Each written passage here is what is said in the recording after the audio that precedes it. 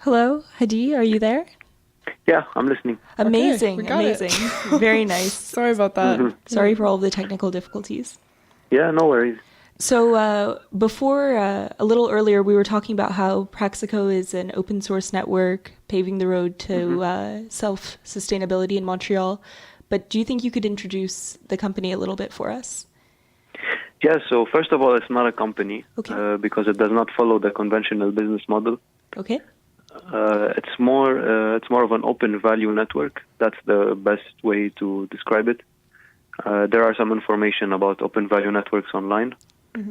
But the idea is that it's a group of people that come together and they decide, without basing on any other model, how they deal with each other. And in our case, we chose to go for merging two models, which is the peer-to-peer economy model and the permaculture ethics, permaculture principles. Okay, that's pretty great. So with permaculture principles, I imagine you're looking for collaborative networks that produce practical goods and practical means to work together and to create collective skill sets that go beyond relying on new items, relying on new commercial products. Exactly. So the three main ethics are earth care, people care, and fair share.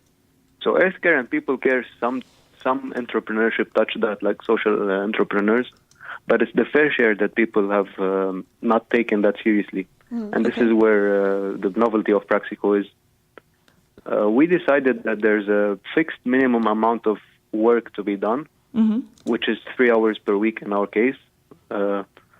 So whoever contributes to the community for 3 hours a week gets their fair share of the overall profit that we all accumulate.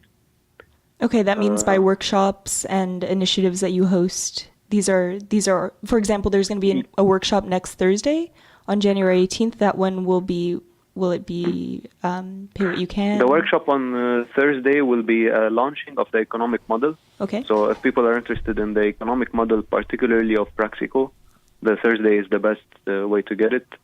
But on Saturday, the 20th, we're hosting a workshop on sustainable and collaborative entrepreneurship. Okay. So if people want to take, if there's a group of people that have a project, or if it's one person that has a project idea in mind and needs any kind of talent, needs support, right? Just needs any kind of support, exactly. That's the best workshop so far. Okay, sustainable and collaborative entrepreneurship. Okay, but just for an example, when you were saying fair share, when you were talking about dividing the profits and the dividends to everyone in the community, what does that mean? Look like? Yeah. Do you want an example of our last month? Please. All right. So it's really very simple. The idea is that whoever is actively involved, and that's what the name is, by the way. Just to introduce the name, it's PraxEco. Prax comes from practice, which is regenerative, continuous work. Right. And eco comes from ecological activities. So ecological, so sustainable. Ecosystems, ecology. So PraxEco is the practice of ecological activities, the regenerative, repetitive, ecological practice. Okay. That's what the name means. And that's exactly our business model.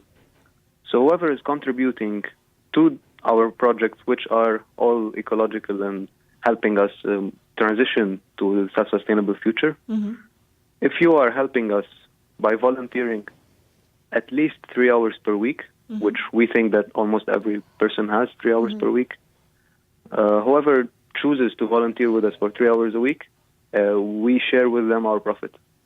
That's the concept. But you share with them your profits in the sense that they don't walk away with cash in hand. They walk away, or they don't walk away with cash in hand, but they come to you with another project idea and they have access to those funds. Is that it? Yeah, because if we want to deal with cash, then we're back to conventional employer. Right, we don't have any employer. We don't have any employee. No one is in charge. We are all we are all each other's colleague. Okay, right. And so is it like a collective decision making like process? Is it kind of like a... Yeah, it's all about social agreements. It's all about what the people decide that they want to do with the money. They could choose to spend it on their projects. They could choose to spend it on new projects. Everything is decided by individuals. Could you give us an example of some of the projects that you guys have hosted in the past? Some of the more pragmatic, like food, security, or transport. Yeah, we have. So one of our projects. This is my personal favorite project.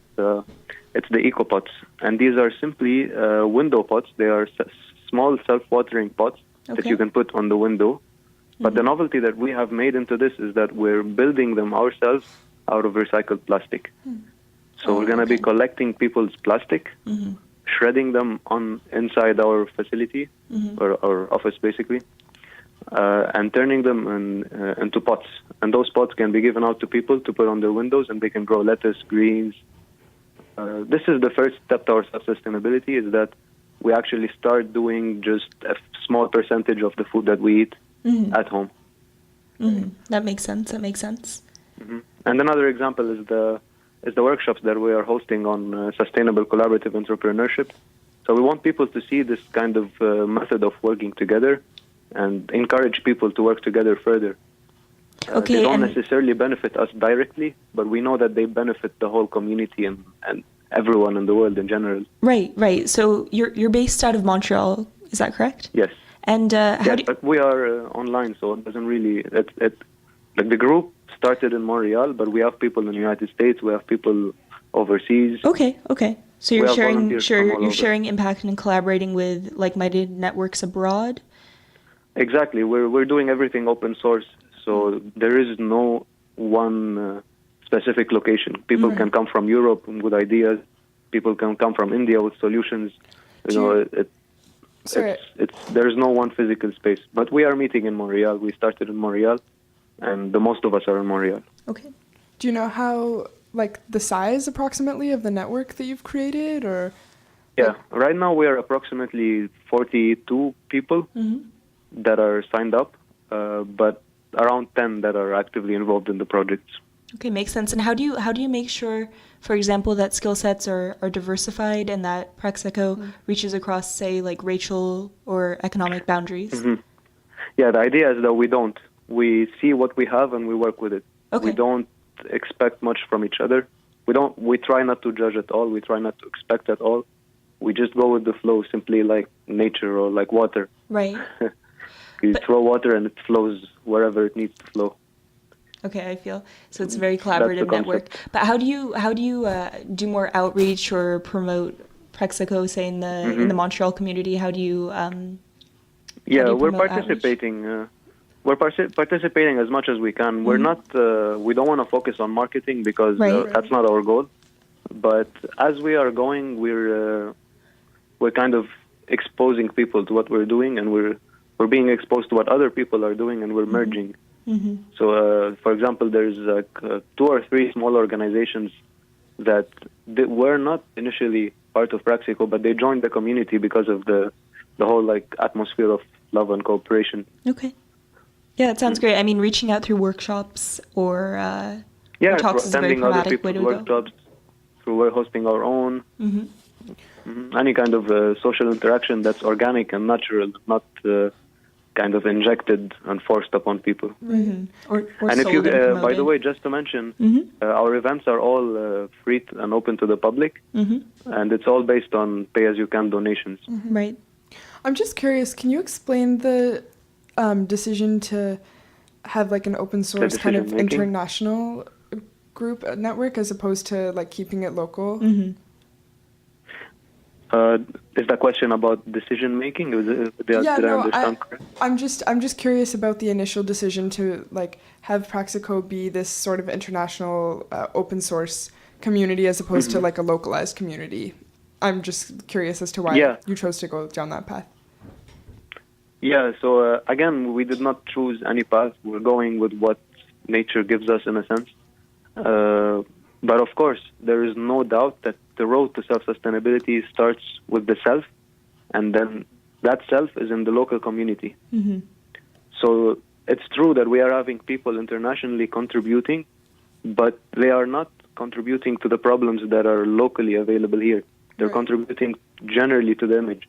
So as an example, one of our projects is the methane biodigester. this is suggested by a guy in the United States that we met. And we have people from Europe and we have people from Lebanon contributing to the project. And there's a person from Toronto doing he did some animation videos for us. So it's, yeah, that's great. It's not like we're not solving big, not internationally big problems. Mm-hmm. But you're getting support from your international network. Exactly. All it's of who about believe support. in self-sustainability. Exactly, and the solutions are all adaptable. Mm-hmm. Adaptable on the local scale, not on the big scale. Mm-hmm. Right. And if you have people contributing from abroad, well, the more the merrier if they have the skill sets that are needed for a certain project.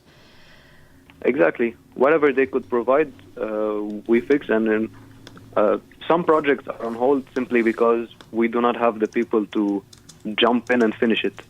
So we did our part. We don't know what to do else. So we're not gonna. We don't want to focus on pushing ideas and pushing people to work and pushing. We don't want to force any kind of control. Mm-hmm. Because from permaculture we learned that any kind of control results in an uncontrolled event. Mm-hmm. That's very true.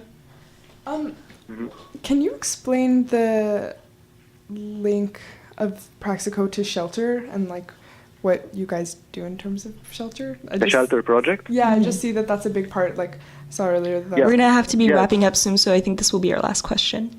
Yeah, this is our most. This is the most exciting project for me. So we have a very close friend client. Mm-hmm. There's a property in Saint Alphonse that we're building. Somehow it's a greenhouse, but it's also it's a shelter. By shelter, I mean it's a place that grows your food. You can sleep in. It grows your medicine. It grows your tools. Mm-hmm. It grows your soap. Grows everything that you can ever need. Mm-hmm. So this is the pure sustainable solution.